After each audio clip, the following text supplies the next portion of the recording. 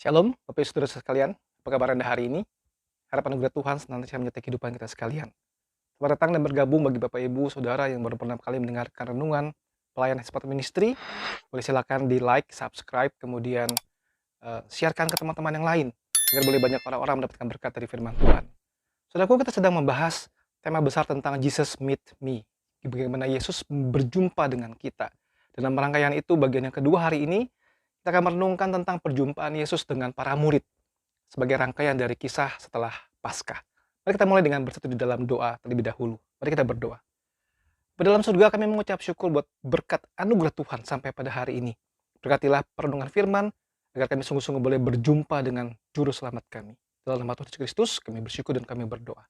Amin. Saudara sekalian, sudah berapa lamakah engkau menjadi orang Kristen? Rajinkah engkau beribadah?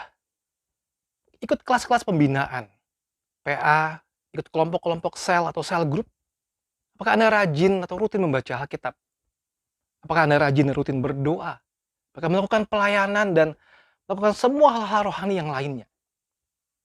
At the end of the day, pertanyaannya adalah, sudahkah engkau sungguh-sungguh menjadi murid Kristus yang taat sepenuhnya kepada Tuhan, ataukah kita memiliki agenda lain? Saudaraku, pada perenungan ini saya mengajak kita melihat para murid Kristus yang kita kenal dengan para rasul. Mereka dipilih langsung oleh Yesus Kristus. Dari background hidup yang lama, mereka mengikuti Yesus sepenuh waktu. Mereka diajari langsung oleh Yesus, khotbah di bukit misalnya. Mereka hidup bersama dengan Yesus, pagi, siang, sore, malam. Mereka ikut melihat mujizat-mujizat yang Yesus lakukan. Bahkan mereka diizinkan Tuhan juga melakukan mujizat-mujizat itu tersebut. Mereka mendapatkan suatu hak istimewa luar biasa. Saudara, siapa yang ingin menjadi rasul? Tentu tidak bisa lagi, bukan? Ada dua bagian dari Injil yang membuat kita boleh sedikit merenung tentang siapakah rasul. Saudara, ya, Lukas 9 ayat 46, demikian firman Tuhan. Maka timbullah pertengkaran di antara murid-murid Yesus tentang siapakah yang terbesar di antara mereka. Mereka ikut Yesus, ternyata muncul pertengkaran siapa yang terbesar di antara mereka. Setelah bagian itu, kalau saudara melihat firman Tuhan, Yesus tetap terus melanjutkan dengan pengajaran-pengajaran yang lainnya. Kemudian apa yang terjadi? Lukas 22 ayat 24. Terjadilah juga pertengkaran di antara murid-murid Yesus, siapakah yang dapat dianggap terbesar di antara mereka. Saudara, sangat ironis sekali, bagian ini dituliskan menjadi bagian dari percakapan saat perjamuan kudus. Saudara, siapakah para rasul? Mereka masih mempertengkarkan tentang siapa yang terbesar di antara mereka, bahkan di saat perjamuan kudus. Berlanjut, saudara. Yesus mati, di awal kisah, ya, kita melihat sampai pada peristiwa penyalipan, banyak murid-murid kabur, mereka takut bersembunyi. Yesus bangkit dan Yesus menampakkan diri kepada mereka. Saudara, di awalnya adalah Maria Magdalena yang cerita kepada para murid bahwa Yesus bangkit. Markus 16 ayat 9-20, tapi para murid tidak percaya. Injil Lukas 24 ayat 11 disebut perkataan-perkataan itu seakan-akan omong kosong. Saksi pertama melihat Yesus bangkit, kubur kosong, cerita kepada para murid dan para murid tidak percaya. Mereka sudah dengar pengajaran Yesus, bukan, tentang kebangkitan, tapi mereka tidak percaya. Kemudian, saudara, Markus 16 ayat 12-13. Sudah itu ia menampakkan diri dalam rupa yang lain kepada dua orang dari mereka ketika keduanya dalam perjalanan keluar kota. Ini dua orang menuju ke Emmaus. Lalu kembalilah mereka dan beritahukan kepada teman-teman yang lain, tetapi kepada mereka pun teman-teman itu tidak percaya. Ada dua lagi saksi yang melihat berjalan dengan Yesus langsung, pulang ceritakan kepada mereka, mereka pun tetap tidak percaya, saudara. Wah, luar biasa para murid ini, ya. Yohanes 20 ayat 19-23 saya tampilkan bagian di sini. Sudah bisa lihat sendiri di situ, murid-murid mengunci diri, ketakutan. Setelah mereka melihat Yesus, mereka langsung bersuka cita, dan itu terjadi kemudian terulang lagi berserta dengan Thomas.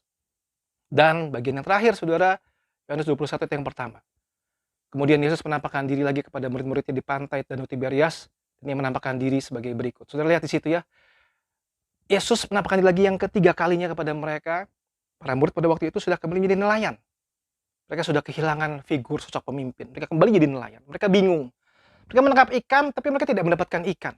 Yesus datang minta makan, kemudian menyuruh mereka menebar jala di sebelah kanan, dan mereka ikut apa kata Yesus, dan akhirnya mereka mendapatkan ikan yang banyak, dan akhirnya mereka makan bersama dengan Yesus. Diakhiri nanti dengan perjumpaan Yesus dengan Yohanes, dengan Petrus. Di finalnya, saudara, apakah setelah begitu banyak perjumpaan, diawali dengan pengajaran, hidup bersama dengan Tuhan Yesus, pikiran mereka sudah beres? Kesinkron dengan apa maunya Tuhan? Tidak, saudara. Secara Rasul 1 ayat yang ke-6, maka bertanyalah ke mereka yang berkumpul di situ, Tuhan, maukah engkau pada masa ini memulihkan kerajaan bagi Israel? Saudara, sampai akhirnya di hari Pentakosta, turun Roh Kudus, baru mereka sungguh-sungguh berubah hidupnya. Fokusnya berubah dari kerajaan duniawi menjadi kerajaan sorgawi. Saudara bayangkan, segitu lama pelayanan bersama dengan Tuhan Yesus, hidup bersama dengan Tuhan Yesus, 3,5 tahun bersama Tuhan Yesus, mengalami perjumpaan dengan Tuhan Yesus sampai 3 kali. Sampai akhirnya pun masih nanya, kapan Tuhan memulihkan kerajaan bagi Israel? Dan sampai hari turunnya Roh Kudus, baru mereka dicelikan matanya dan dibakar semangatnya dan berfokus pada kerajaan surga.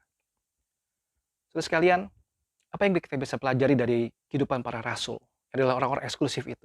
Saudara, yang pertama begini, para rasul, para murid adalah manusia biasa yang penuh dengan ketakutan dan kelemahan.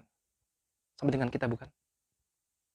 Yang kedua, para murid, para rasul adalah orang-orang yang penuh dengan ketidakpercayaan dan kedegilan hati, kekerasan hati.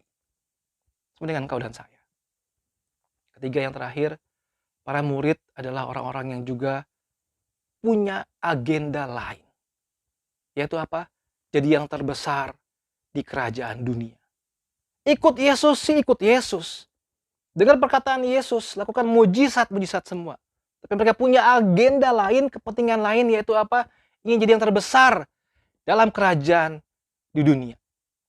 Saudaraku, pertanyaannya begini, apakah kita manusia zaman sekarang lebih baik daripada mereka?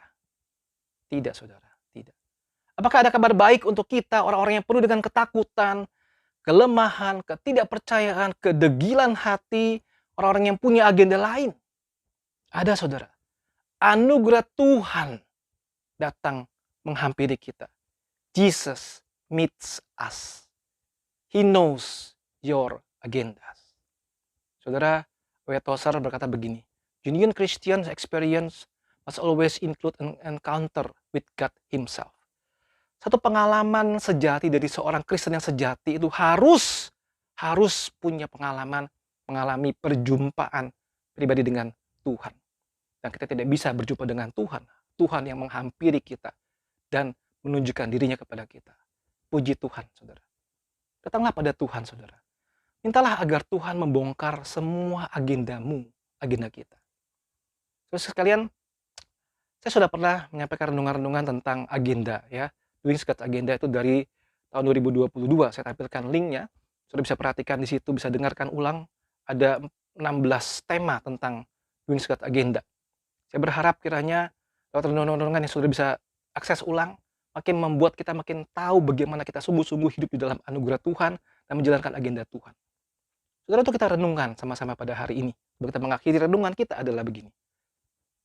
Apa agendamu untuk engkau ikut Tuhan? Kau layani Tuhan? Baca firman Tuhan? Engkau jadikan Kristen yang sungguh-sungguh? Apa agendamu? Apakah ada satu keinginan? Aku ingin supaya agenda yang ini terwujud. Aku ingin memaksakan kehendakku, bukan kehendakmu.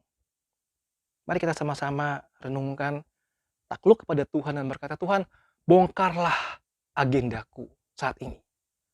Kiranya Engkau memampukanku untuk bisa mau menjalankan agendamu, Tuhan. Fokusku pada kerajaan sorga, bukan pada kerajaan dunia. Bukan pada kerajaanku pribadi. Bukan kepada agendaku pribadi, bukan pada agenda gerejaku pribadi, tetapi pada kerajaan sorga. Saudara, mintalah anugerah Tuhan, agar Tuhan membongkar hidup kita sungguh-sungguh, sehingga kita seperti pemasmur berkata, Tuhan ujilah dan selidikilah aku, kenal hati dan pikiranku, kalau jalanku serong, kembalikan aku ke jalan yang benar. Sungguh-sungguh berkomitmen mulai hari ini. Kita tidak lagi seperti murid yang punya agenda khusus, tetapi mau pasrah dan takluk kepada Tuhan. Menjalankan hari-hari kita surut dengan agendanya Tuhan. Tuhan menolong kita sekalian. Tuhan Yesus memberkati. Amin.